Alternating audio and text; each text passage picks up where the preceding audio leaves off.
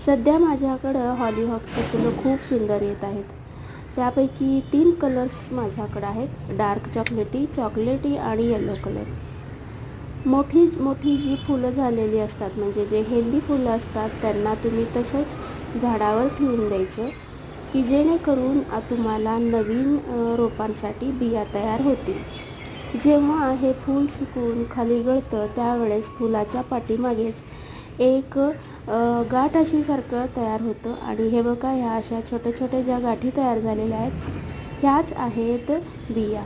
ह्या तुम्ही अशा उघडल्या की आतमध्ये चपट्या चपट्या अशा खूप साऱ्या बिया तुम्हाला मिळतील. आणि याच बिया तुम्ही सेव्ह करून ठेवू शकता आणि नवीन रीतीने परत ही रोपं वाढवण्यासाठी याचा उपयोग करून घेऊ शकता. तर कमी मेंटेनन्समध्ये असणारं आणि खूप सुंदर अप्रतिम दिसणारं हे हॉलीहॉक.